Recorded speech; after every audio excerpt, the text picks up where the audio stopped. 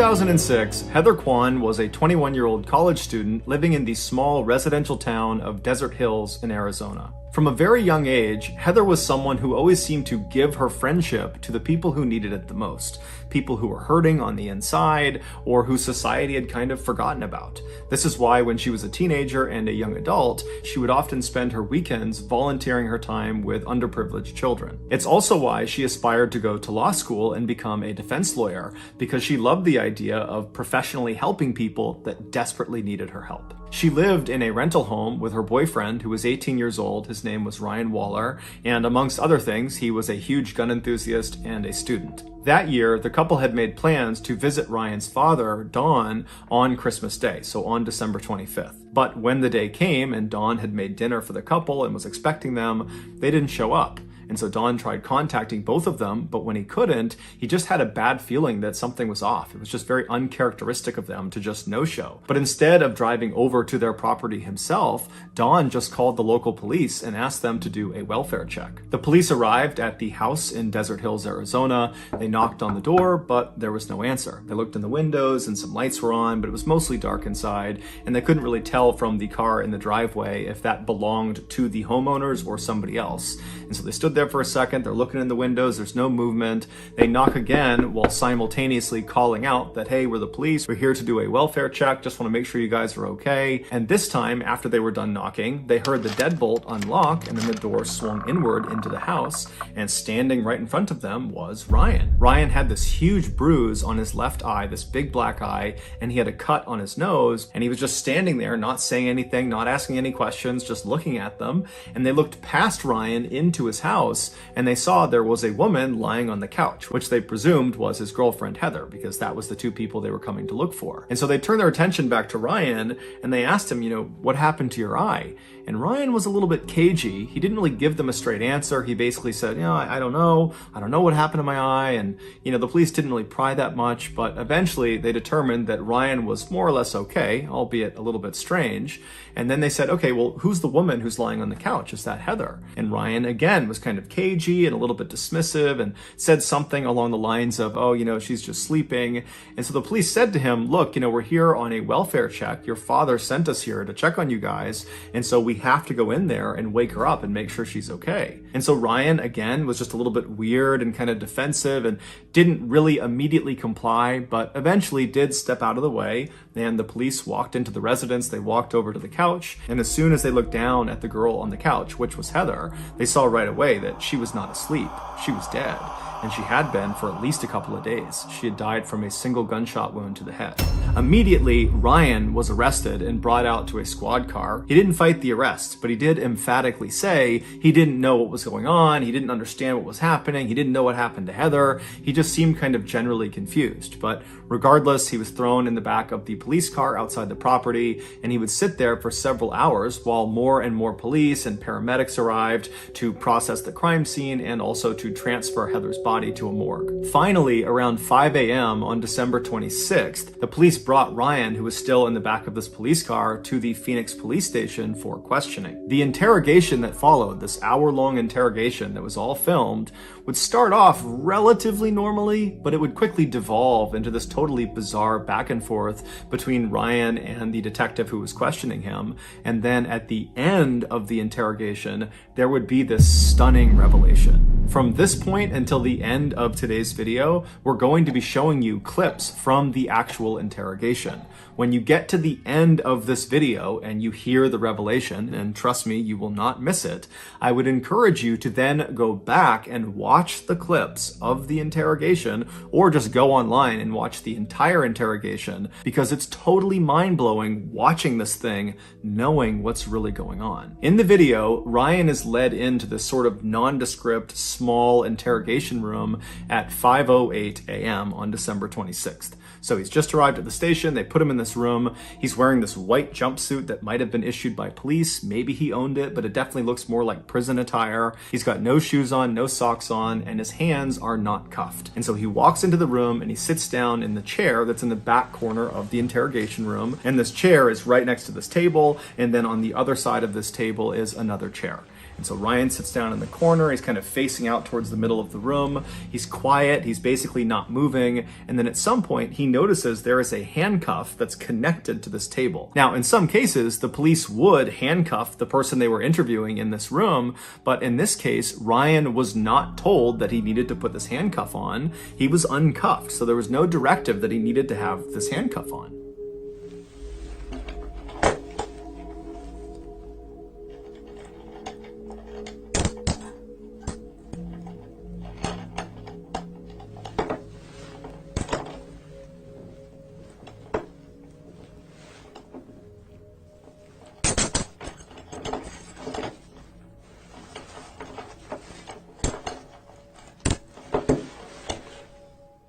After handcuffing himself to this table, Ryan turns and puts his arms over this table and he lays down, puts his head in his arms, and he lays that way for about 5 minutes. Periodically, he makes a few groaning sounds, but for the most part, he's quiet.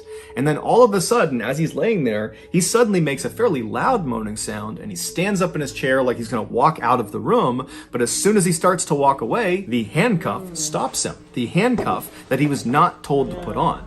And so he's stuck against this table, but he doesn't seem fazed by it. He looks almost confused by what's happening, but he doesn't dwell on it for very long. Instead, he just reaches across the table and grabs a blank piece of paper, and then he just sits back down in the seat, he crosses his legs, and he starts looking at this piece of paper. At 5:17 a.m., so roughly 9 minutes into this interrogation, which really hasn't even started yet, Ryan is intently looking at this blank piece of paper when a detective walks into the interrogation room. This detective was named Dalton, and he informs Ryan that they're going to be taking pictures of his feet, and so he needs to put his feet up on the table that's right next to him. Ryan at first acts very confused and doesn't really understand what's happening, but he eventually complies and he puts his feet up on the table, and by the time his feet are up there, another officer walks into the interrogation room, and he's got a camera and he's got this big kit with him, and he would begin about a 10-minute long process of photographing Ryan's feet and also swabbing Ryan's feet. During this 10-minute session, Dalton stays in the room,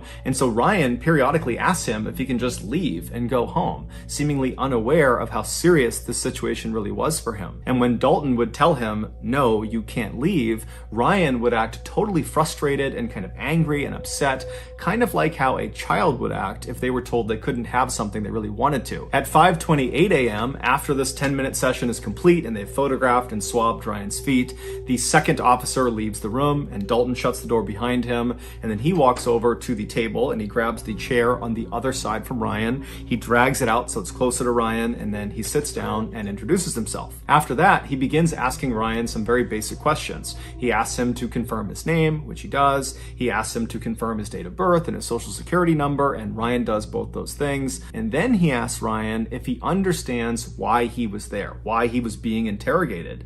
And Ryan says, no. And so at this point, Dalton says, okay, let's just stop right now. I'm going to read you your rights. And so it's at this point in the interrogation that Ryan's behavior starts to get really, really weird. After Dalton tells Ryan he needs to read him his rights, you can see Ryan doesn't compute what he's saying. He's just kind of looking blankly, and Dalton seems to pick up on that. And so he tries to make it kind of lighthearted, and he says, hey Ryan, I'm going to read you your rights like they do on TV, like on Cops and on Law and Order and CSI, any of those crime shows, they read people their rights. That's what I'm going to do. You know what I'm talking about? And Ryan just goes, no. And Dalton's kind of confused. He's like, you haven't seen any cop show where they read people their rights? And at this, Ryan kind of changes his behavior. And suddenly he's not as robotic. He's a little bit defensive looking. And he says, oh, yeah, I have, yeah. At this, it's pretty obvious to Dalton that Ryan is lying about something that is totally insignificant, whether or not he's seen true crime TV shows. It really just didn't matter at all. And there's this weird hesitation where both of them are just kind of being quiet for a minute. It's like Dalton knows he's lying about it, and Ryan just seems totally confused. And then ultimately, Dalton just decides to not key in on this kind of weird lie that Ryan has just told. Instead, he just reads Ryan his rights. And then after that, he gets back into some basic questions. The next one was, hey Ryan, what was the highest grade you achieved in school? And now at this point, Ryan is not looking at Dalton. He's looking to the far side of the room. He's got this blank expression on. And when he's asked this question, he just says, I don't know. And Dalton's like, you don't know what level grade you achieved in school? And Ryan says, no, I don't know. Eighth grade. So again, he's changed his answer fairly abruptly when he's challenged, and so Dalton is probably thinking to himself that he's lying again. But again, it's just kind of an insignificant thing, but it's building a pattern of mistrust here. It's hard for Dalton to believe that Ryan is going to be truthful if he can't even tell the truth about things that don't matter. But Dalton decides not to fixate on it. Instead, he asks a follow-up question based on the fact that Ryan has said 8th grade is the highest level he achieved.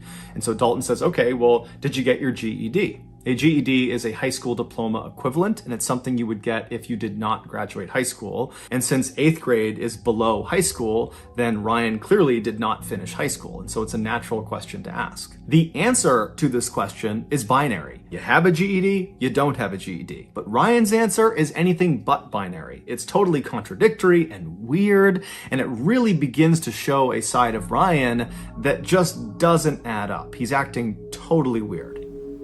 Do you have a GED? I don't know. You don't know what? I don't know. I don't know. I just want to go home.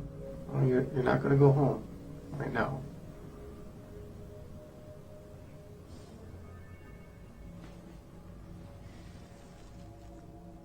So what?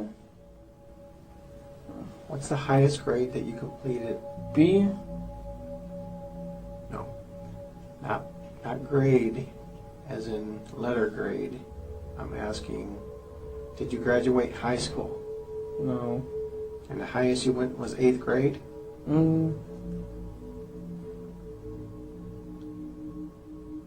Yep. Do you know how to read and write, Ryan? Yeah.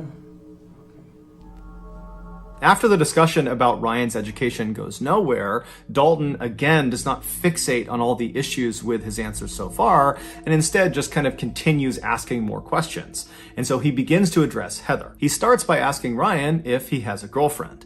Now, Dalton at this point would know that Heather, the girl who was deceased, was Ryan's girlfriend, because the police were asked to do the initial welfare check on Ryan and Heather, the couple. That's something that Dawn would have relayed to police. And so Dalton knows they have a relationship, but he wants Ryan to tell him he has a relationship with Heather. So again, he asks Ryan, do you have a girlfriend? And Ryan says no, which is a lie. But Dalton goes along with it and says, okay, well, do you know a girl named Heather? And Ryan would say, yes, I do. But his description of Heather was just completely inaccurate. He said Heather was a 16 or 17-year-old girl, even though she was actually 21. And he would say her last name was Kyman. He thought. He wasn't entirely sure. He said she has nicknames and she has different names she uses, but he believes it's Kyman, even though her last name was actually Kwan. Now, Dalton, of course, is aware of these discrepancies, but again, he does not fixate on them. He just keeps on asking more questions. Dalton asks Ryan, what happened to your face? You have this huge bruise on the left side of your face.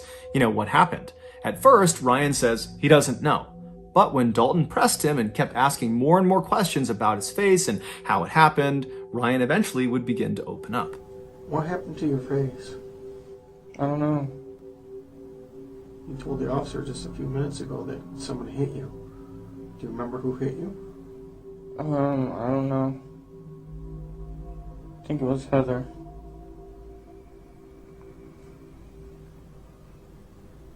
Why would Heather hit you? I don't know. It was an accident. I forgot why. Like the other police officers involved, Dalton believed already going into this interrogation that Ryan killed Heather, that the bruise on his face was from Heather fighting back before ultimately Ryan killed her. And so for Ryan to say the mark on my face is from Heather, even though he claimed it was an accident, to Dalton, that was the same thing as Ryan saying, I killed Heather. Dalton attempted to get more specific details about the actual physical struggle that took place between Ryan and Heather, but as he asked more and more questions, he became more and more aggressive, and it seemed like Ryan picked up on it and became very defensive and started throwing out random pieces of information, much of which seemed untrue. Like he suggested there was at least 2 or 3 other people that were in the house on the night that Heather got killed, but it's unclear if these people were real or if they were actually ever there. And it just seemed like Ryan was kind of panicking and just kind of saying all sorts of random things. And so at some point, Dalton just wants to focus the conversation because he feels like like it's getting totally out of hand. And so he just stops Ryan and he says, "Ryan, there is a dead girl in your house and I need information." Hey, Ryan, Huh? Huh? there's a dead girl in your living room. She's dead? Yes. Heather? I don't know. I want to know what happened in your house last night. The girl on the couch is dead? I don't know if she's on the couch. She's dead. The interesting thing about Ryan's reaction to being told by Dalton for the first time in the interrogation that there was a dead girl in his house is Ryan reacted with genuine surprise. It's the only time in the entire interrogation start to finish where Ryan sits forward in his chair, he kind of perks up, and he seems relatively normal. He's not acting confused and kind of bizarre. It's like he's really dialed in, as if he had not heard this before, that he didn't know Heather was dead, and he's now for the first time being told, and it shocked his system. But just seconds after he sits forward and seems really engaged, he goes back to kind of being totally bizarre, and he also suddenly had this really elaborate story about what happened to Heather, even though just seconds ago it seemed like he had just learned about it. So it didn't really make any sense that he would have a story so readily available for something he seemed to not know anything about. And of course, like all of his other answers, his story he gave was full of contradictions and holes and was just totally unbelievable. Well, these people came over, Richie and his dad, with shoot and arrow, bow and darts. You know what I'm talking about? Yeah. They hit me and her with those. That's it. They hit you and they hit you? Yeah. Now it's Richie that hit you, not Heather? No, Richie and his dad. Richie and his dad. They hit you. Yes. Why? Because they're trying to get their stuff. I don't know why. And they had some kind of bow and arrows? Mm-hmm. They each had 2 revolvers and they didn't let off any shells. Okay, you just said they had bow and arrows. Now they have revolvers? That's what I meant. They had revolvers. They have revolvers. Yes. And then what happened? And then they shot us with those. Following this exchange, Ryan would change his story again and would say, actually, they didn't shoot me, they just shot Heather, they put me in a sleeper hold. But when Dalton asked him, what do you mean sleeper hold? Ryan said, oh, I don't know what a sleeper hold is. And then eventually, Ryan would actually just ditch the sleeper hold narrative and go back to the Richie and his father, they came in and they shot both of us. At this point, Ryan's story has become so convoluted and it's changed so many times that it's just totally unbelievable. And so Dalton, who was doing his best to kind of go along with Ryan's story, at this point just can't even pretend anymore. He cannot pretend that he's following this story. It doesn't make any sense. You're telling me you're all over the board here, number one. You're saying bows and arrows, you're saying revolvers, and you're saying some other thing, and you're saying they shot you in the eye. Okay? They shot you with a revolver in your eye. Yes. And that's Is it a BB gun? No, it was a real gun, man. It was just a If they revolver. shot you in the eye with a revolver, you wouldn't be talking to me right now. How do you know? It was most likely you'd be dead. That's what I thought too, man. I really don't know. So you got shot first, Uh-huh. and what happened? Did you fall to the ground? Yeah, I was trying to get up and I couldn't. I don't Okay. know. And then she got shot? Mm-hmm.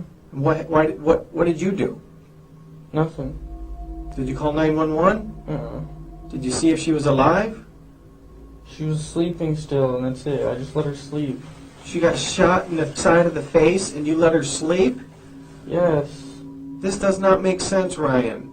After this exchange, Dalton just goes full bad cop on Ryan, openly accusing him of shooting and killing Heather, and Ryan just continues to say he doesn't know anything, that he didn't do it, and his answers are just totally nonsensical and contradictory, and nothing is making sense. And so finally, at 5:52 a.m., roughly 45 minutes into this interrogation, Dalton is just at a loss. He does not know how to handle Ryan, because even though he really believes he did it, nothing Ryan has said has incriminated him, because nothing Ryan has said makes any sense. And so he's sitting there kind of thinking what he's going to do next, and then Dalton notices something.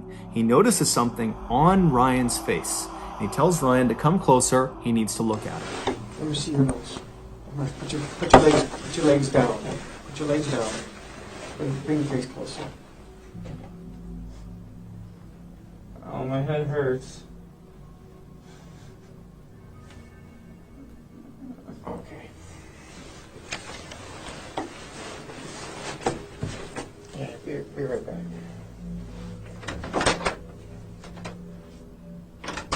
What Dalton had finally just discovered were 4 bullet holes in Ryan's face and head. Ryan had committed no crime. He was a victim the same way Heather was a victim, but somehow Ryan had survived the attack. On December 23rd, so 2 days before the welfare check, 2 men attempted to break into Ryan and Heather's house. They were 23-year-old Richie Carver and his 54-year-old father, Larry Carver, the same Richie and Richie's father that Ryan had mentioned during the interrogation. They were there because of an altercation that had occurred between Richie and the couple about a month earlier.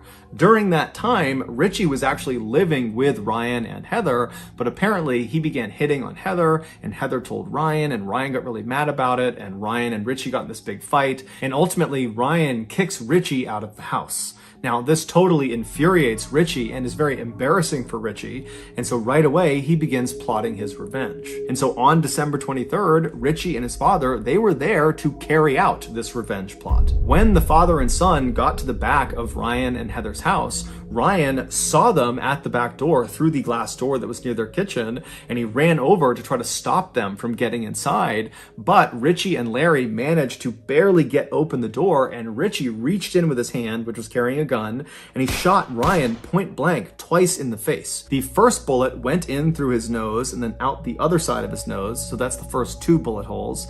And then that bullet traveled back into his head through his left eye into his brain where it got lodged. And along with the bullet, 6 pieces of his skull that broke off from this bullet went inside of his brain as well. So that's the first 3 bullet holes. And then the second bullet that was fired into Ryan's head hit the side of his head. It did not penetrate into his skull. So the bullet didn't lodge anywhere inside of his brain. However, it did break off a piece of his skull. And so that was the 4th bullet hole. Ryan dropped to the ground. He was unconscious. They assumed he was dead. They managed to force the door the rest of the way open. They stepped inside. They stepped over Ryan's body, and they walked into the living room where Heather was cowering on the sofa, and Richie just immediately walked up, put a gun to her head, and fired a single shot.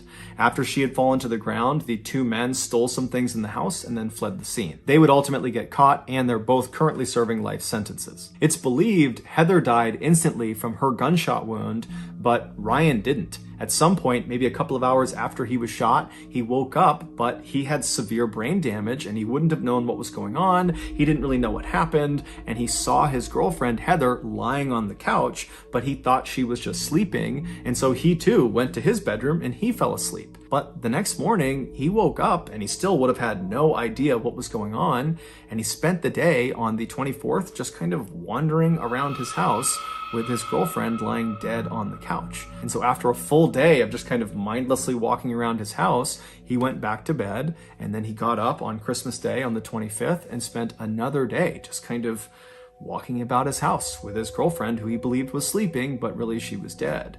And so finally the welfare check is called in, the police show up, and as soon as they see Ryan, they jumped to conclusions that he must have killed Heather, and it kind of dictated the way they treated him. Had they believed he was a victim, they might have sought medical attention for the wound on his face, but again, jumping to conclusions and assuming he was the killer, they figured that bruise on his face was from the woman fighting back. She had struck him before he had savagely killed her. And so they didn't give him any medical care. Instead, they put him out in the cop car out front of the property, and he sat there with no medical intervention for 6 hours. And during those 6 hours, literally every second that went by, there was irreversible brain damage being caused because he had all this bleeding inside of his head that was causing brain damage. And so the clock was ticking as soon as they found him, and for hours and hours and hours, he got no care and was just getting worse and worse and worse. And so finally, he goes to the police station, and again, they do not give him any medical care. Instead, they interrogate him for almost 2 hours, even though he has 4 bullet holes on his face. that apparently no one noticed or no one took seriously, but regardless, he spent those almost 2 more hours in the interrogation room, where every second that's going by, his brain is getting more and more destroyed, irreparably destroyed. And then finally, at the end of the interrogation, Dalton, who's probably thinking to himself, what is wrong with this guy? His answers don't make any sense. He's all over the place. And that's when he stepped back from looking for a way to convict this guy and noticed the holes on his face, specifically the hole in his nose. And that's when he called him forward and he looked at his face and he realized a huge mistake had been made, and he called an ambulance. Here is a clip of the fire department who arrived ahead of the ambulance in the interrogation room, learning about what's happened to Ryan as they wait for the ambulance. Hi guys. Hey guys. Captain, you're not going to believe this one. I can't believe it either. You're right. I've already heard the story. I can't believe it. This is just my observations that this might be an entrance, this might be an exit, this might be into his eye. And he's acting like he has a serious head injury, which would make sense. Ryan was ultimately rushed to the hospital, where he would undergo emergency surgery that would save his life, but it would come at a great cost. They not only had to remove a large portion of his brain, but they also had to remove both of his eyes.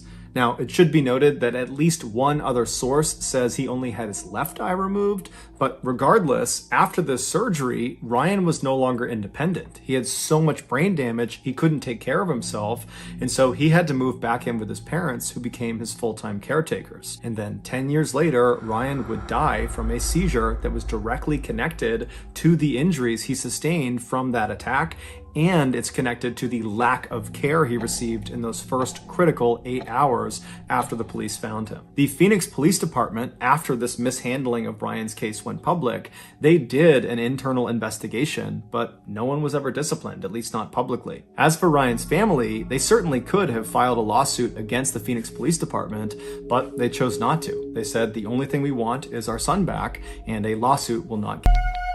On October 15th, 2003, a newlywed couple named Tina and Gabe Watson arrived in Australia for their honeymoon. They were both 26 years old and lived in Alabama, and neither of them made very much money. Tina worked in the kids department of a clothing store, and Gabe worked for his father at a packaging company. But Gabe's family had gifted this honeymoon trip to Australia to Gabe and Tina, and so the couple was so excited about it, and they had taken actually a whole year to plan this trip out. It was going to be the adventure of their lives. Once in Australia, the couple spent the first week in Sydney, which is one of the biggest cities in the country. They went on a river cruise, they visited the famous Sydney Opera House, and they went to see the koalas at the zoo, something Tina was very intent on doing because she loved animals. And then on October 21st, so 6 days into their big trip, the couple headed north to the city of Townsville, which is this beautiful beach town that's right near the Great Barrier Reef. The Great Barrier Reef is the world's largest and most famous coral reef system. This was going to be the real highlight of their trip. Gabe had grown up loving the water, and now as an adult, his passion was scuba diving. He was a trained rescue diver, and any chance he got back home in Alabama, he would go diving. As for Tina, scuba diving kind of scared her. She didn't like the idea of being underwater for extended periods of time and breathing in underwater. It just felt so foreign that she didn't like it. But she knew Gabe really wanted her to go scuba diving with him in Australia, and so 10 months earlier, in January of 2003, Tina had begun taking scuba diving lessons, and then right before they headed out for this trip to Australia, Tina had gotten certified in scuba diving.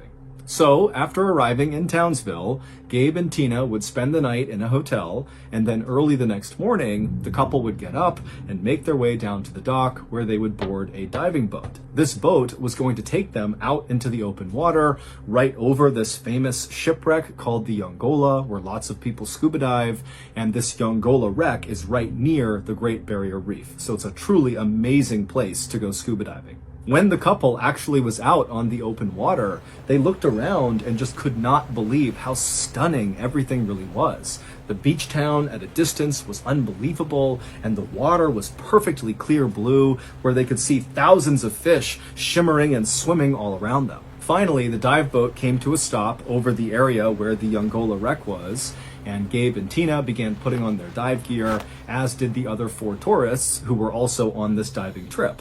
Now, Gabe and Tina were dive partners, which meant for this dive, they were instructed not to leave each other really at any point until they're back on the surface. But initially, once they and the other divers were put into the water, the entire group swam down together 100 feet to the bottom of the ocean where this shipwreck was. And at first, everything was going great. The swim down was easy, and then once they got down there, because the water was so clear and sunlight could reach them, they were able to look at each other and just really take in how spectacular this really was.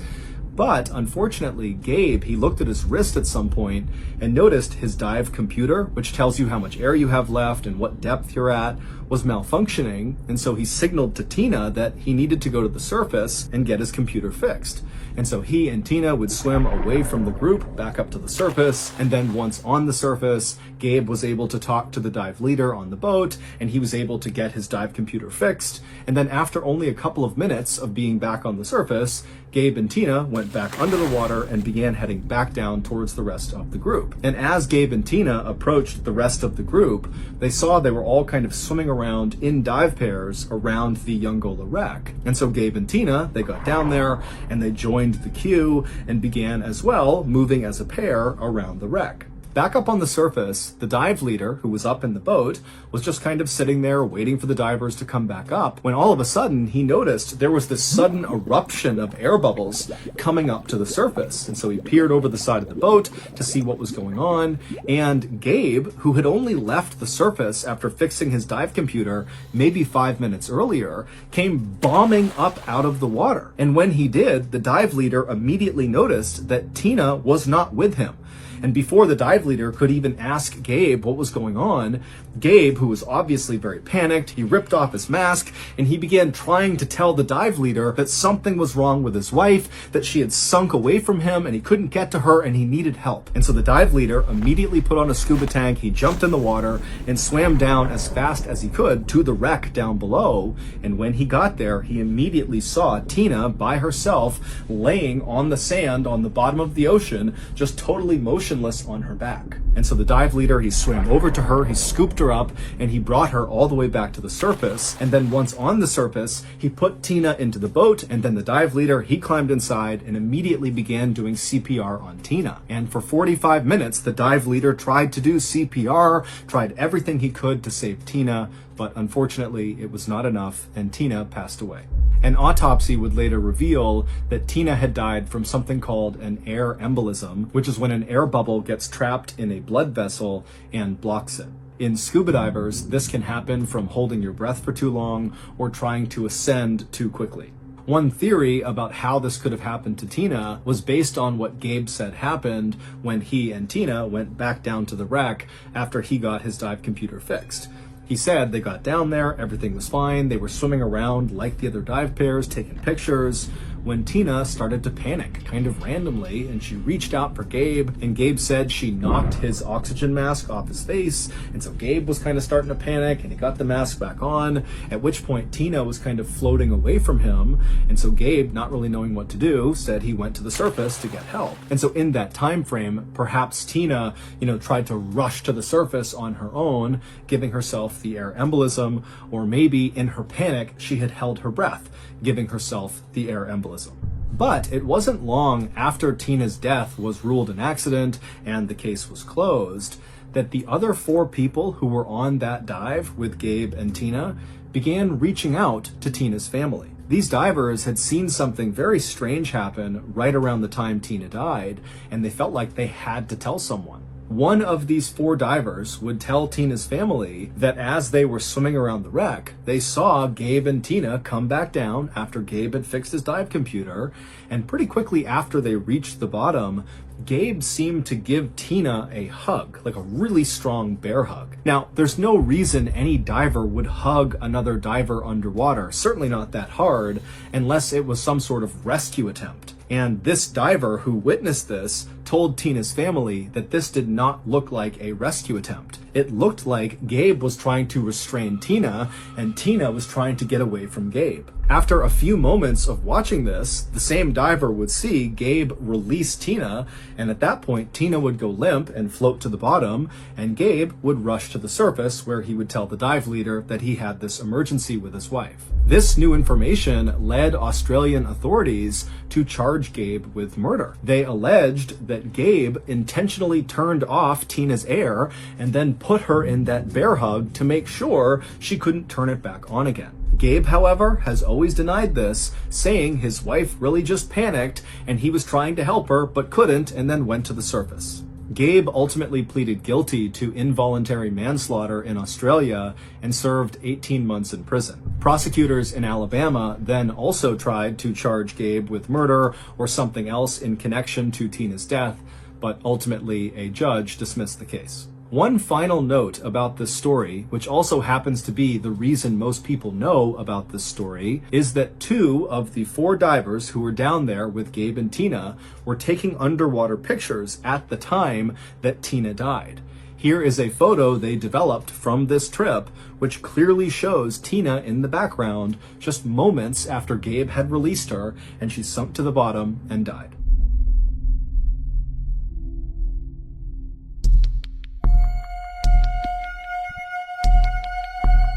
In July of 1848, a 25-year-old man named Phineas Gage got a job working construction on the Hudson River Railroad in New York. At this time in America, railroads were being laid all over the country, and so lots of workers like Phineas were needed to blast rock out of the way to lay down these railroad tracks. And as it happened, Phineas was an expert in explosives. He had learned how to set controlled blasts growing up on his family's farm in New Hampshire, and then later in his life, he had worked in a mine blasting through rock.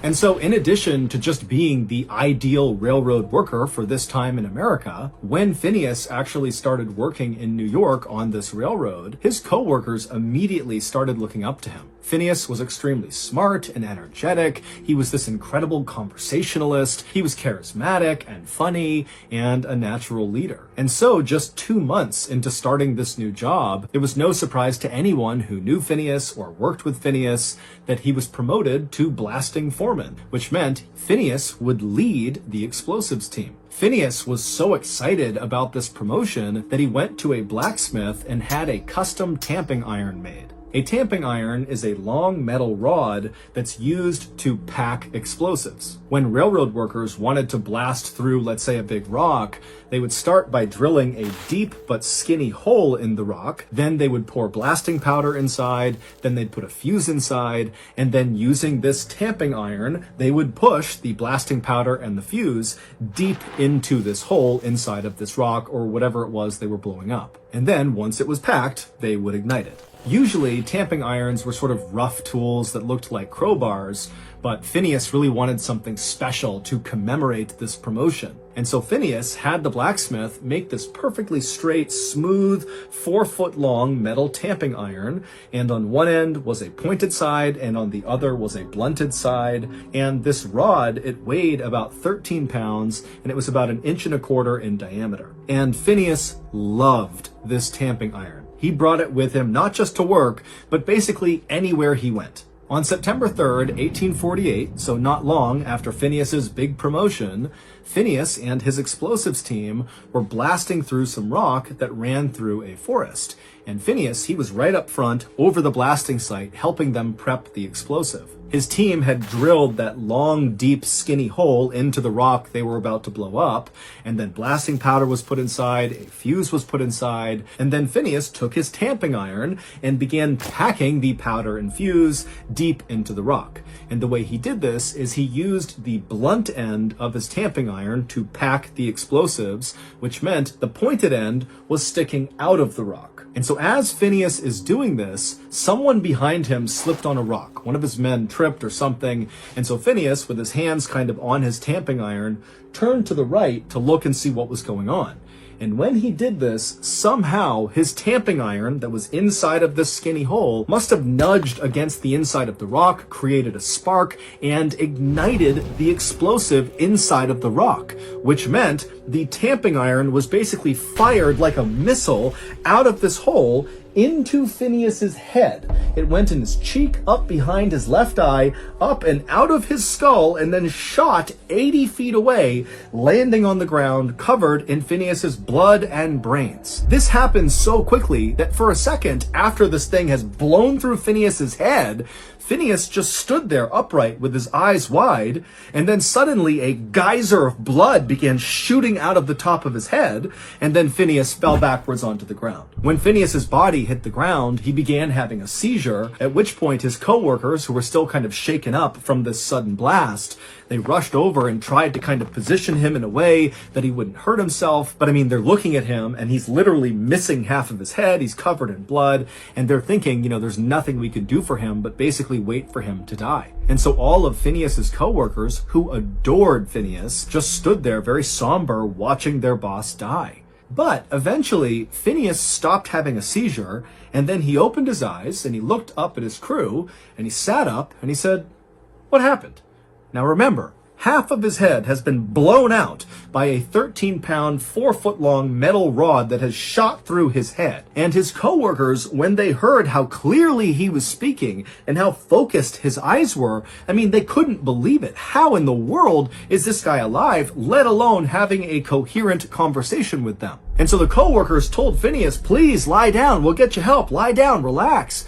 But Phineas, who still had blood also shooting out of his head, just kind of stood up casually and walked over to the railroad cart and signaled for his crew to take him back into town.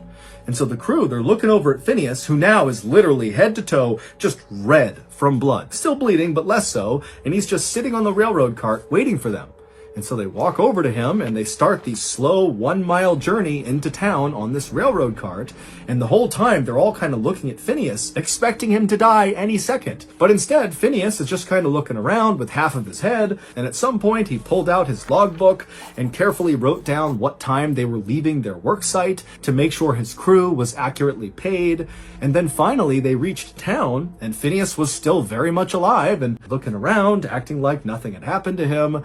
And the co-workers helped him to his hotel, and Phineas just sat outside on a chair in front of his hotel, just people watching, while his crew went and got a doctor. A doctor soon arrived, and he too was completely shocked at Phineas's appearance, but even more so was Phineas's eyes. He looked at the doctor, and his eyes were totally focused, like he was all there, totally lucid, looking at the doctor, waiting for him to come over and help him out with his little injury. And when the doctor kind of timidly approached Phineas, Phineas very famously said as he sat on his chair, "Doctor, here's business enough for you." Like everyone else, the doctor fully assumed that despite Phineas's miraculous recovery from this injury, that he would soon die from this horrific wound in his head. And so the doctor moved Phineas up into the hotel, put him in a bed, and then basically made him comfortable. Now, the doctor at this point was not trying to save Phineas. He felt like there was nothing he could do to save Phineas. At this point, it was like mercy. Let's make this as pain-free as possible for Phineas as he inevitably dies from this injury. But Phineas didn't die. He would break out of it and basically be okay again. However, his personality at first, after he came out of this state of delirium, was not really the same. No longer was he this funny, smart, charming, confident leader. Instead, he was this guy who seemed to have lost all of his inhibitions and was kind of childlike. He swore all the time. He would tell people he had these crazy plans he was going to go do, but he would never follow through with them. And he would tell his nieces and nephews these wild stories about himself that were obviously made up and not even close to reality. But overall, he was okay, even though you could see his brain pulsing underneath his skin on the side of his head that had been blown off. And within a couple of years of this injury, those changes to Phineas's personality kind of faded, and he really did become old Phineas. However, there was one unique quirk to Phineas post-injury that never went away. and that was Phineas's kind of unhealthy love for the tamping iron that had blown through his head. After his injury, Phineas kind of stopped making friends, and any friends he did have, he really didn't try to keep those relationships up. He didn't get married, he didn't have kids. Instead, the tamping iron became sort of like his best friend. He took it everywhere with him, even posing at one point with the tamping iron the way you would expect a couple to pose for a photo. 12 years after his horrific injury, Phineas would develop seizures, likely from the injury, and then he would die with his beloved tamping rod right by his side. His case changed neuroscience forever by showing that an injury to the brain could affect specific personality traits. Today, Phineas's skull and his tamping rod are on display at Harvard Medical School.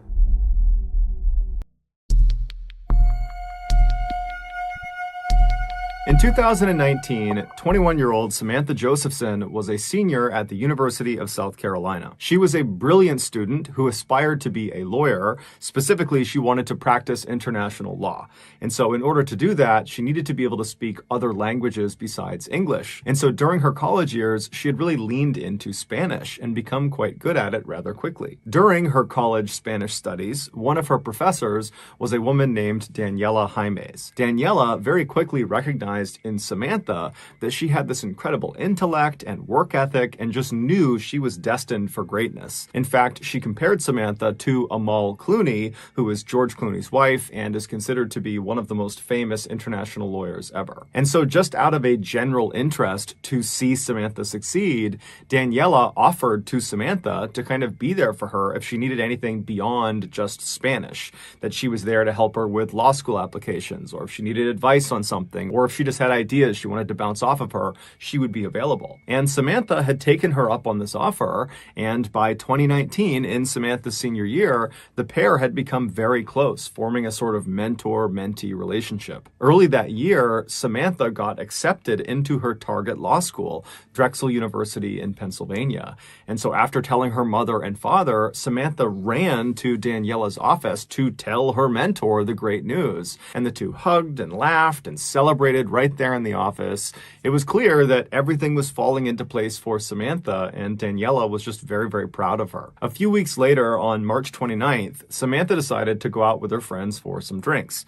Now, Samantha normally spent a lot of her time studying, even on the weekends, but since she was about a month away from graduation and she was already accepted to law school and really didn't have that much work since it was the end of the year anyways, she decided she could cut loose for that weekend. So she, along with her friends, head out to this downtown area called Five Points, which is right near the University of South Carolina, and it's an area that's full of shops and restaurants and bars, so on the weekends it is packed with college students. Samantha and her friends hop from bar to bar, they're having a great time, and then around 2 a.m. the group found themselves in a bar called Bird Dog, and while they were there, because it was so crowded, the group of friends got separated. Now, initially the friends were trying to reconnect with each other through texts and phone calls, but they were just really struggling to locate each other, and kind of in the middle of all that, Samantha decided that she was just too tired and didn't really feel like staying out any longer, and so she texted her friends and let them know that she was going to head back to her room. So Samantha leaves the Bird Dog bar on her own, she hops in an Uber, and she starts driving back towards her campus. Several hours later, after all of Samantha's friends had also finally gone home and then woke up that following morning, they realized Samantha was not in her room, and so they called her, she didn't pick up. They started asking around to other friends who might know where she was, but no one did. And so pretty quickly, Samantha's friends were very, very worried about her because the last they had seen her, she was leaving the bar on her own. And so they were really worried something might have happened to her. And so by 1:30 p.m. that day, on that Saturday, the day after they had gone out, they called the police and reported her missing. At the same time that Samantha was reported missing, there were these two men who were in their mid-20s that were located 70 miles to the east of the University of South Carolina. They were out in this forest and they were hunting for turkeys. Earlier that day, these two men, whose names were Anders and Ryan, they had had no luck actually finding these birds, and so they were getting frustrated. And so by the afternoon, they had split up and were kind of combing this forest on their own to see if they would have more luck solo. pillow. And so Ryan, he posted up next to their truck, which was parked on this dirt road that was butted up against the edge of this big forest. And Ryan, with his binoculars, was scanning out across this field that butted up against the tree line of the forest. And he was kind of scanning the tree line, but he still was having no luck finding any turkeys. And then Anders, he actually had walked into that forest, which was right next to Ryan. And he was just kind of walking around looking for the birds as well. But he too was still having no luck. And so around 4:30 p.m., Anders, who's the one in the forest, he finally is just ready to admit defeat and leave empty-handed. And so he turns around and begins walking out of the forest in the direction of Ryan. And so at this point, he's maybe 100 or 200 feet away from Ryan, but the trees are very thick and they can't really see each other. And so Anders is just kind of walking in that direction. He's not looking for birds anymore, so he's not scouting around. He's just kind of looking straight ahead. And as he's walking, something catches his eye off to the left behind some trees. It was pretty far away, but he instinctively turned and looked, and he couldn't really tell what it was. It wasn't a turkey, but it wasn't anything that should have been in the forest. And so he decided he would go get a better look. And so he turned away from Ryan and went left and started cutting through the trees. And he kept walking until his view of this thing was no longer obscured by trees. And when he got a full look at this thing that had caught his attention, he stopped where he was. He yelled for Ryan, who couldn't see him, but he yelled for him to come into the woods and look at this. And as Ryan is running into the forest to see what's going on, Anders is pulling his phone out and calling the police. When the police finally show up, they find Anders and Ryan, and they're very shaken up, and they're sitting on the back of their truck on that dirt road where Ryan had been. And so the police pull up to them, they speak to them and get directions of how to get to what they saw inside of the forest. And then the police officers walk into the forest, they follow the directions, and before long, they're looking down at Samantha. 14 hours before her body was discovered, Samantha left the Bird Dog Bar and walked out front where there's lots of other students, and she walked to this corner of this road right in front of her, and she hailed an Uber. And then the Uber car pulls up, she hops inside, and then the car backs up and drives away. Except that was not an Uber car. That was a car driven by a 24-year-old named Nathaniel Rowland, who was not an Uber driver. He was a guy who had been driving around 5 Points all night, presumably to try to trick people into getting into his vehicle, believing it was an Uber. And finally, his plan had worked. He had pulled in right in front of Samantha. She thought it was her car. She climbed in without question. And then once she was inside, she couldn't get out again because the doors were child locked. There was no way to open them unless they were opened from the outside. Now, initially, Samantha wouldn't have noticed this. She just sat in the back seat. The car backed up. It started driving, except it didn't drive towards her campus. It drove the opposite direction. And the drive from this bar to the campus was only a couple of minutes long. And so even if she wasn't really paying attention, she would have recognized fairly quickly they were going the wrong way because, again, she's expecting to get dropped off within a couple of minutes. Now, we don't know what actually happened inside that car in terms of how Samantha actually handled this realization that he was taking her the wrong way. We don't know if she confronted him. We don't know if she tried to open the door and then realized it was child locked. We just don't know. All we know is that Nathaniel drove Samantha to some isolated area, most likely 70 miles to the east, near that forested area where her body was found. And then once he parked wherever he was, Nathaniel pulled out a knife and then leapt into the back seat of his car where Samantha was trapped, and he stabbed her 120 times. And then after he was finished stabbing her, it would take Samantha over 10 minutes to finally die. Within hours of dumping her body in the forest, Nathaniel was posting these normal posts on Facebook of him in front of his car and regular status updates, and he was having very normal interactions with his family and his friends, as if he was completely unaffected by this horrible crime he had just committed. Nathaniel was arrested within 24 hours of the discovery of Samantha's body. While he never offered any motive for the crime, it's believed he simply decided that night he was going to go kill someone. And so he just began prowling around for a victim, and unfortunately, Samantha was just in the wrong place at the wrong time. Nathaniel was ultimately convicted of her murder and was sentenced to life in prison. Here are the final images of Samantha as she climbs into Nathaniel's car. Just before 11 p.m. at night on May 20th, 1967, a 50-year-old man named Stephen McCulloch staggered into the Misericordia Hospital in Winnipeg, Canada. Stefan was so physically weak that his oldest son, Mark, was there with him, physically holding him up, carrying him into the hospital. When the nurses at the front desk saw the pair walk in, they immediately got up and walked around their desk over to these two guys and said, "Hey, what's going on? What's wrong with him?" And so Stefan at this point is so uncomfortable he can barely talk, but he takes a deep breath and then he tells the nurses that earlier that day he had been burned on his chest and stomach, and now he had this blinding headache and he was so nauseous and he could barely walk. The nurses knew clearly this is an emergency, and so they quickly ushered the pair down the hall to an exam room, and then a couple of minutes later, doctors came into the room and they asked Stefan to show them his burns. Stefan, who was already lying on his back on the exam table, slowly reaches down and grabs the bottom of his shirt and he lifts it up, and the doctors are stunned at what they see on his stomach. There was a very strange burn pattern that none of them had seen before.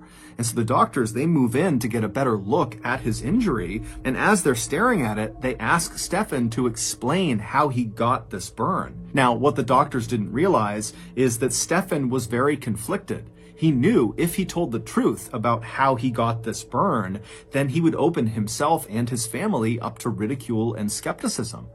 But as he's laying there and the doctors are waiting for his answer, he finally decides that the right thing to do here is just tell the truth. And so he takes a deep breath and then tells the doctors what happened to him. And by the time he was finished telling this story of what happened to his stomach, the doctors had stopped looking at his injury and instead were just standing in the middle of the room staring at Stefan with eyes wide and their mouths open. They were all literally speechless. Within 24 hours, Stefan's story had made news all over the world, and his story had attracted the attention of numerous US and Canadian secretive government agencies who were keen to interview Stefan one-on-one to really find out what he knew. In short, what Stefan claimed happened to him, dubbed the Falcon Lake incident, was a very big deal. However, the farther this story went and the more people that heard it, the more people started to question the validity of this story. It just seemed too unbelievable that maybe Stefan is just lying or this is a hoax. And so before I tell you Stefan's actual account of what happened at Falcon Lake, I'm going to give you a little context about who Stefan was prior to the incident. Because ultimately, Stefan's credibility in your eyes will determine if you really believe what happened to him. Stefan was born in the early 20th century in Poland, and when World War II broke out, he was captured by the Nazis and put into one of their concentration camps. It was called the Gross Rosen camp, and it was located in Poland. During his time at that camp, Stefan would bear witness to the Nazis perpetrating some of the worst atrocities ever committed against humanity. In total, approximately 125,000 people were held prisoner at the Gross Rosen camp, including Stefan. And of those 125,000, 40,000 of them would be killed, primarily on site at the camp, or on a Nazi-led death march. After the camp was finally liberated in early 1945, Stefan worked as a translator for the US Army, helping them continue to liberate other concentration camps across Europe. But by 1946, Stefan was ready to leave Europe and start a new life somewhere else and put World War II behind him. And so he and his wife, who also was held in a concentration camp during World War II, fled Poland with their 3 young kids and resettled in Winnipeg, Canada. And for the next 20 years, the McCullochs lived a very peaceful life. Stefan would find work as a mechanic at a cement factory, and his wife and his kids would make many friends and fall in love with the Winnipeg community. However, the McCullochs' life would take a sudden turn for the worst on May 20th, 1967. That was the day of the Falcon Lake incident. Stefan was a very passionate amateur prospector. A prospector is someone who searches the earth for mineral deposits, usually gold or silver. Stefan would spend much of his off time traveling all over Canada to different wilderness areas to basically hike around the forest and up over the mountains, stopping to hack into the earth with his pickaxe in hope of discovering treasures underneath the surface. Now, Stefan almost never found any treasures on any of his prospecting journeys, But he wasn't really in prospecting for the riches. Stefan just loved being outdoors and being in nature. It was very calming and peaceful for him, and considering how traumatic his earlier life had been, being in the concentration camp during World War II, finding moments of peace in his life was very important to him. And so, in May of 1967, Stefan decided to go out on another one of his prospecting trips, this time to an area called Falcon Lake. Falcon Lake is a fairly large lake located about 100 miles to the east of Winnipeg. And surrounding this lake was a big forest that Stefan had heard contained silver deposits tucked away in the hillsides. And so on Friday, May 19th, Stefan was ready to go on this trip. And so he packed up all of his prospecting equipment. He said goodbye to his wife and his kids. And then he left the house and made his way to the bus stop where he hopped on a Greyhound bus. 2 hours later, he got off the bus at the stop closest to Falcon Lake, and from there, he made his way to this cheap motel that was right on the side of the highway. He got a room, he got a quick bite to eat in their cafe, and then returned to his room and went to bed. The next morning, May 20th, 1967, so the day of the Falcon Lake incident, Stefan woke up early, right around 5 a.m. And by 5:30 a.m., he had all of his equipment either in his backpack or on his belt, and he was making his way out of the motel's front doors. Right outside of this motel was the highway that ran left to right, and on the other side of that highway was this huge forest that Falcon Lake was deep inside of. And so after Stefan left the motel, he crossed over that highway and began walking into the woods. And for the next several hours, Stefan just kind of meandered his way through the woods. He wasn't on a trail. He was just using his compass to make sure he was generally walking in the direction of Falcon Lake. At around 9 a.m., so he's been hiking now for several hours, he looked up ahead and he saw there was a clearing on the side of this hill. And so Stefan walked into this clearing, and two things became immediately apparent. One, he was right near Falcon Lake. From his perspective on this clearing, he could look down just a couple of 100 feet, and there was the lake. And two, the reason this clearing existed and why no trees were growing on it at all is because under his feet was just a huge rock face, like a quartz vein that was running across this hillside. And so this was like the perfect place for Stefan to begin prospecting. And so he set his things down, he got out his pickaxe, he got his welding gloves on, he put on his welding goggles as well. They protected his eyes from any rocks that were flying as he was hacking into the ground. And then he got to work. For the next couple of hours, Stefan very diligently hacked away at this big rock, but he didn't find any silver or anything else of note. And so around 11 a.m., Stefan was hungry and tired, and so he put his pickaxe down, he took his goggles off, he took his gloves off, and he sat down on this rock facing the lake to have some lunch. And as he sat there enjoying his food, all he could hear in the distance were the sound of a few geese down on the lake making some noise, but other than that, it was totally quiet. After he was done eating, he put his gear back on and got back to work. About an hour later, at around 12:15 p.m., Stefan was still hacking away at the rock when, despite all the noise he was making as he smashed the ground with his pickaxe, he could hear a really loud commotion coming from behind him. And it turned out when he stopped the pickaxe, the commotion sounded like geese honking and going wild. And so he dropped his pickaxe, he took his goggles, put them up on his forehead, and then he stood up and he turned around and he looked down towards the lake where he heard all these geese going crazy. And the first thing he noticed was there were some geese on the lake that appeared to be flying off in different directions like they had been startled. But what really immediately caught his attention was not the geese, but what had very likely startled the geese. And that was two bright, glowing red objects that were flying slowly across the lake towards him, kind of roughly over where the geese were.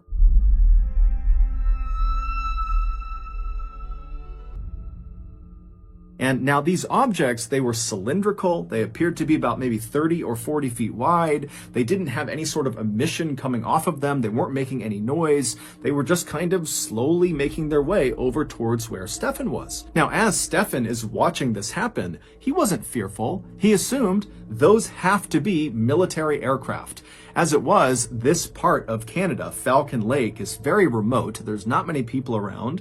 And so, logically, it made sense that perhaps there's a military that's doing training exercises in this area. And so feeling much more intrigued than fearful, Stefan just continued to watch as these red aircraft got closer and closer to his side of the lake. And then when these two craft were about 200 feet away from where Stefan was standing, they came to a stop and they were just hovering in the air. And then one of the craft suddenly turned orange and began going up into the clouds, and then at some point just vanished. And then the other craft, instead of going up, just continued descending very slowly, now very clearly towards this open rock face that Stefan was standing on. Now again, Stefan was totally convinced that these were military aircraft, conducting some sort of exercise, and so he's not fearful. He is just intrigued by what he's seeing. And in fact, by this point, he had convinced himself that this second aircraft that was now coming down to land on these rocks must have experienced some sort of issue, and they were landing in order to fix it. And Stefan even thought to himself, well, hey, I'm a mechanic. Maybe I can help the pilot or pilots with whatever's going on with their craft. Once the craft finally did touch down on the rocks about 150 feet away from Stefan, it changed colors from red to stainless steel with an orange glow around the outside of the aircraft. And inside of this craft, a really bright purple light came on that Stefan was only aware of because there was a couple of small holes on the outside of this craft where this purple light was coming through. But these little rays of purple light coming out of this craft were so bright that it actually was hard for Stefan to look directly at the craft.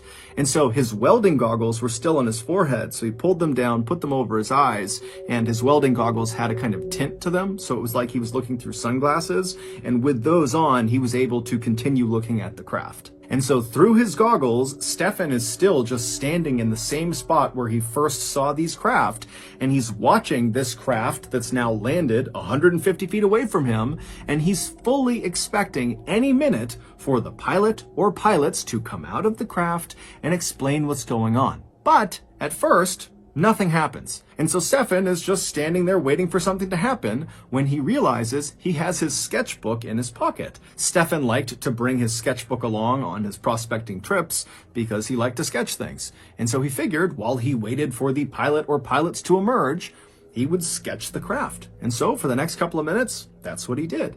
And then after he was done sketching it, he put his sketchbook away, and then really nothing happened for about another 30 minutes. He just stood there, and the craft remained motionless. But after about 30 minutes of the craft having landed, it opened. There was like a sliding door on the side of the craft facing Stefan, and it revealed the beautiful, bright purple interior of this craft. But from Stefan's perspective, because of how bright the lights were and how far away he was, he couldn't tell what was inside of the craft. But Stefan's thinking, okay, clearly now the pilot or pilots are coming outside. And so Stefan felt really relieved, and he was just standing there waiting to talk to whoever was inside. But again, nothing happened. And so now, feeling just plain curious, Stefan decided, you know what, I'm going to walk over there and I'm going to yell into this open door to the pilot or pilots inside and make sure they're okay. And so he starts slowly making his way across the rock face towards this craft and this open door. And when he gets about 60 feet away from the craft, he suddenly stops because now he can hear from inside of this craft the sound of two voices talking to each other. He can't really tell what they're saying, but very clearly there is communication happening inside of this craft. And so Stefan assumed that must be the pilots, and so he called out to them in English.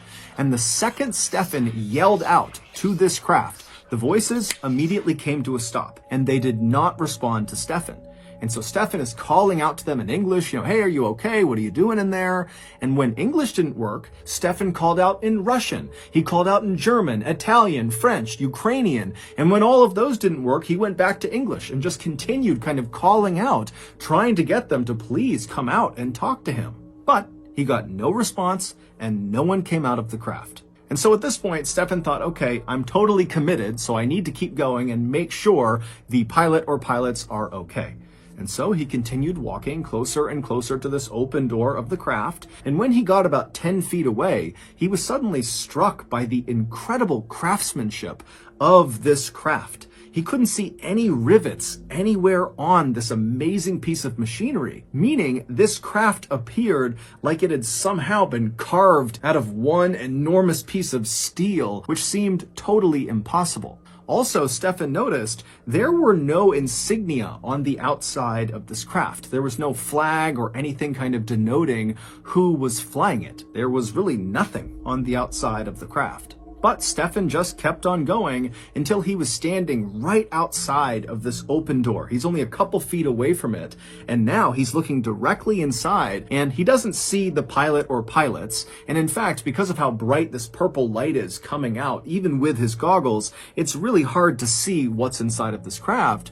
But he can clearly see inside there is some sort of panel in the back of the craft with lots of flashing lights, almost like a computer, and there were other kind of columns of light moving around inside the craft at different angles. But after looking in this craft for only a few seconds, the door suddenly slid shut.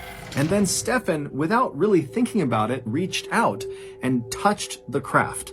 And the second he did that, two things happened. One, the hand that he touched the craft with, he was wearing a big welding glove, and the second he made contact with that craft, the leather glove began to melt. Not even catch on fire, it just instantly began to melt.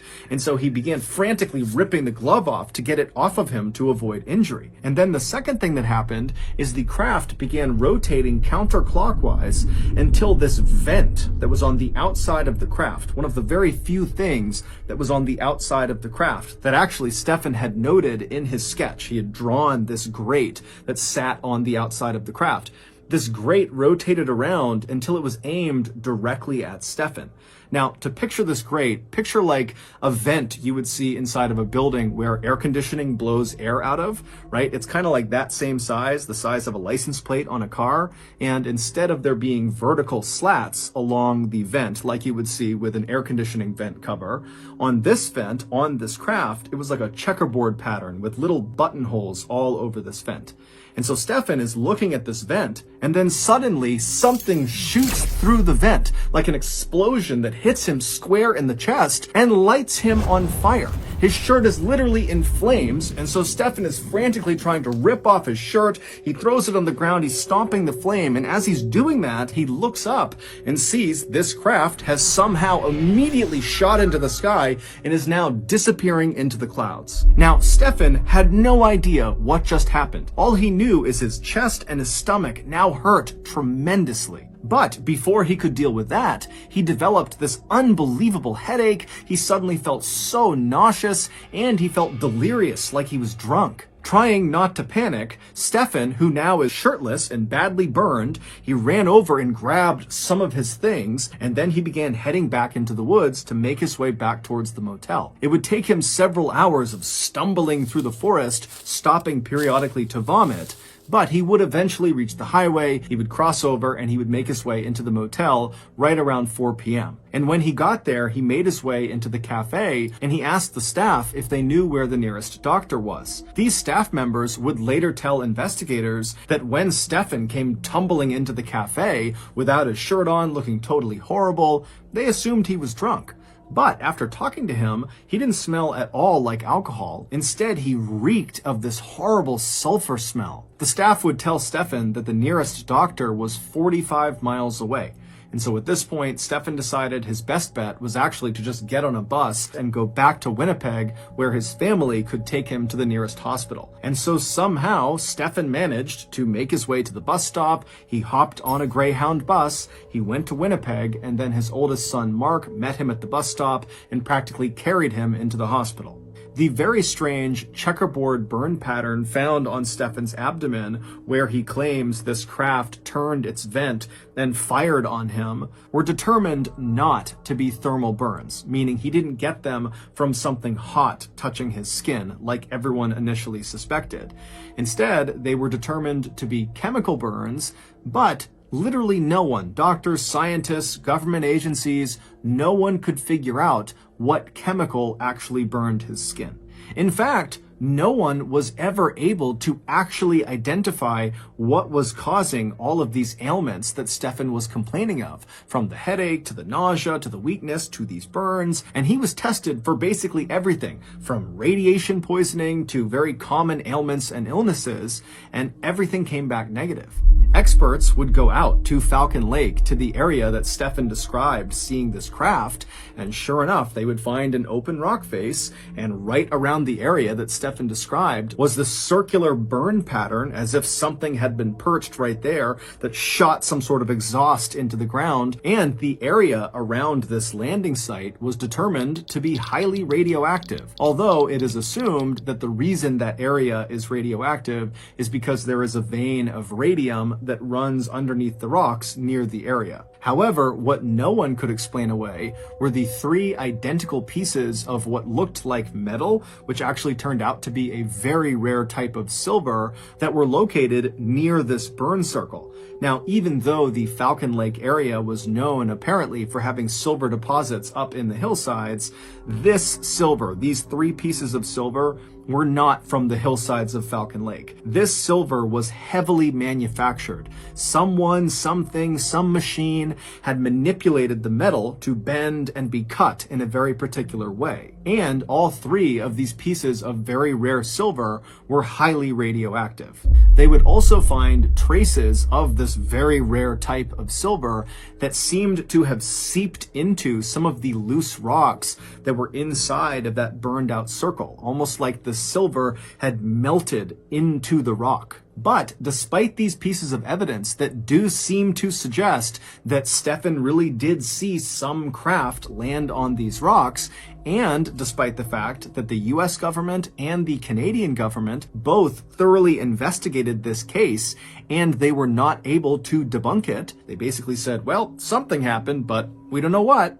Despite all of that, Stefan and his family's lives were forever upended after this incident. Stefan was ridiculed and accused of lying and of being crazy, and his kids were unfortunately bullied at school. Shortly before Stefan died in 1999 at the age of 83, he was asked if he regretted coming forward with this story, and he would say, yes, I wish I never told anyone. But he would also say, at the time, he really felt like he had a duty to tell the world about what happened. Stefan never changed his story, and he never came out and said, I think this craft came from another world, another planet, another universe.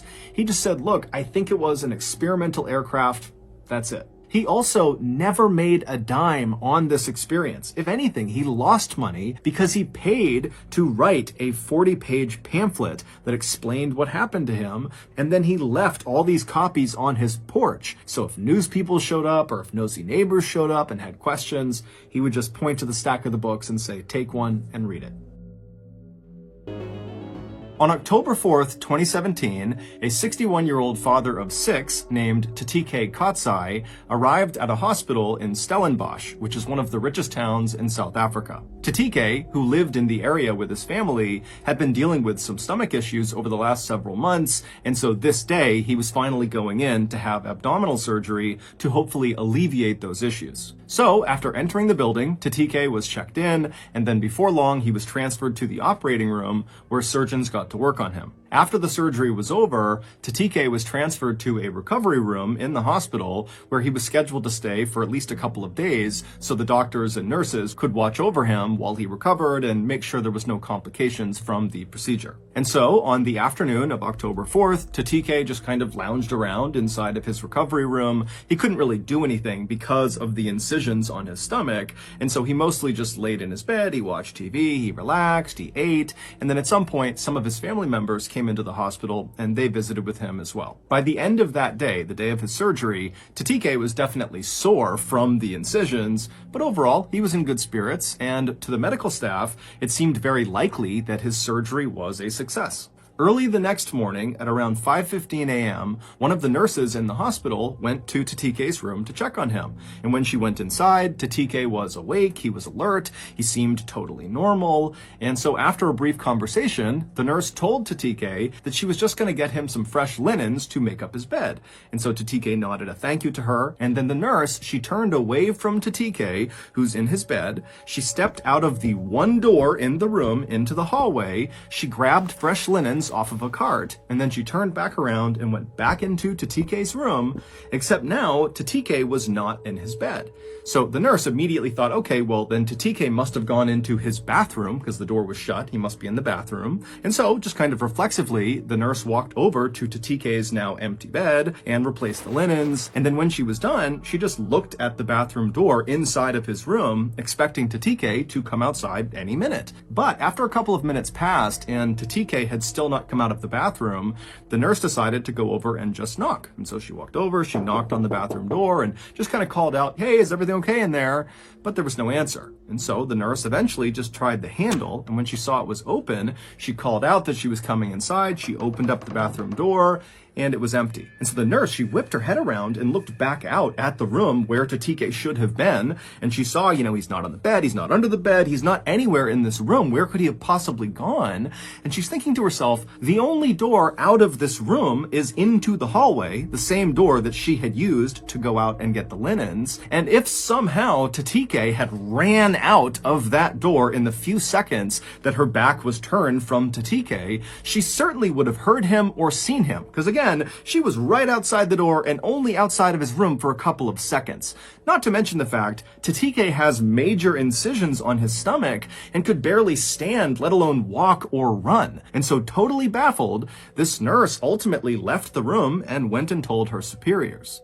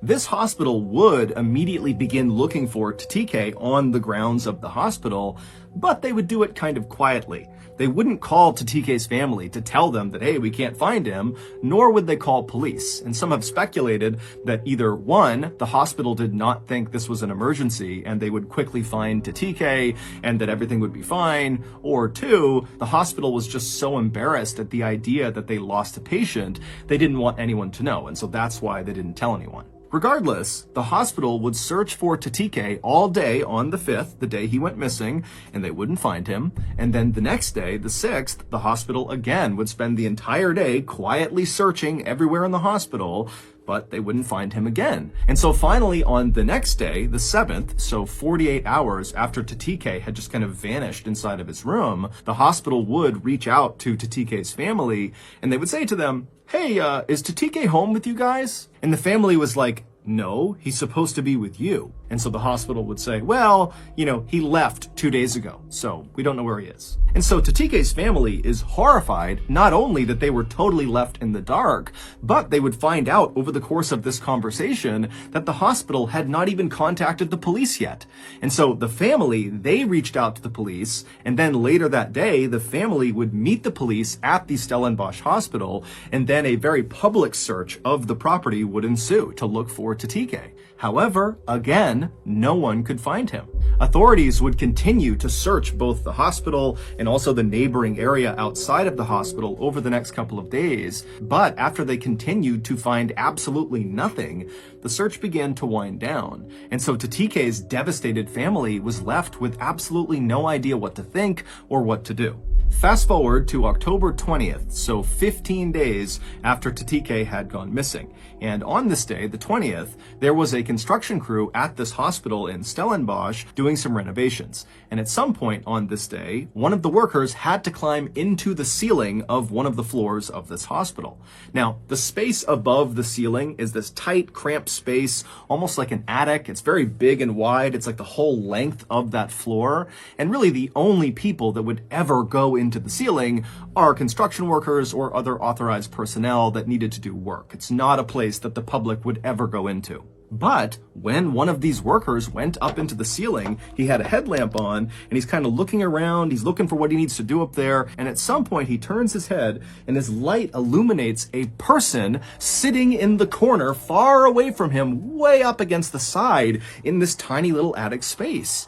And it would turn out it was Tatike, and he was deceased. The hospital had absolutely no clue how Tatike could have gotten up there. Not only is it obviously not a publicly accessible area, but the actual way to get up into the ceiling, the door that leads up into the ceiling, is very difficult to find. And even if Tatike found this entrance into the ceiling, it would have been nearly impossible for him to actually get into the ceiling. Because again, this guy has serious incisions on his stomach from the surgery he got. He could barely sit up. He couldn't really walk. So the idea of him climbing and pulling himself up into the ceiling just seems impossible. Then there was the very strange autopsy results. Now, the full report has not been made public, but Tatike's family had a consultation with the hospital after the autopsy was complete, and they would go to reporters and talk about what the hospital told them. And apparently, the hospital told the family that Tatike did not die from complications from his surgery, and they heavily insinuated that Tatike did not die from natural causes. Something happened to him, and the hospital had no idea what this something was, and that's what killed him. And the hospital also told the family that Tatike likely was dead before he went up into the ceiling. Meaning someone or something killed Tatike, and then someone or something placed him in the ceiling. Again, this is just from the family going to reporters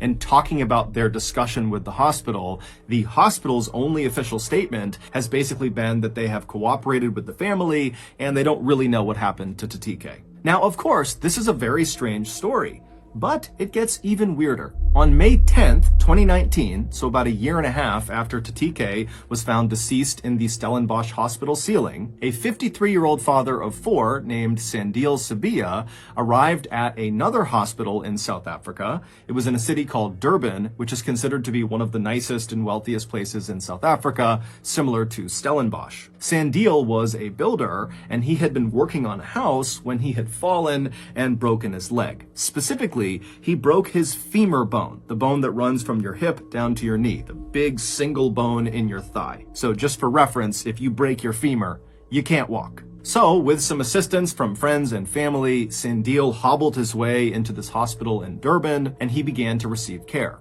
2 days later, on May 17th, Sandile was still in the hospital, still recovering from this broken femur, when his cousin came to visit him. The cousin said Sandile seemed totally normal, and that during this visit, Sandile told the cousin that after the cousin left, Sandile was going to be transported from this hospital to another hospital nearby, where he was going to get an x-ray of his leg, as well as talk to another orthopedic surgeon. But apparently, after this cousin left from this visit, the doctors at the Durban hospital walked into Sandeel's room to take him and transport him to this other hospital, and Sandeel was not in his room. Now, this hospital in Durban was known for their very tight security, and so right away, their reaction was very different than the Stellenbosch hospital's reaction. This hospital immediately contacted authorities and said, "We are missing a patient," and they began a very public search of their hospital for Sandeel. But they couldn't find him. On May 18th, so 6 days after Sandeel disappeared,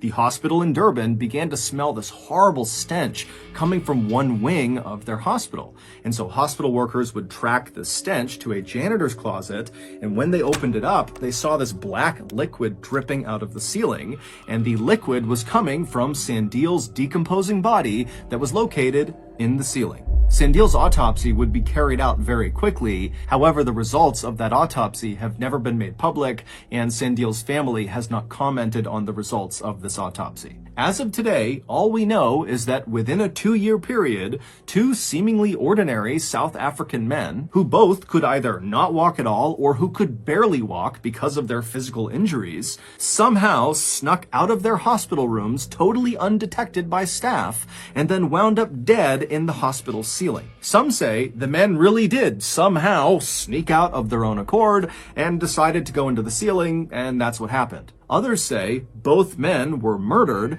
and then placed into the ceiling, and still others think these 2 cases are the best examples of something called spontaneous teleportation, which is the hypothetical phenomenon where a human suddenly disappears and then almost instantaneously reappears in another location. But for now, there is no official explanation, so those are all just theories. And so it's up to you to decide what you believe.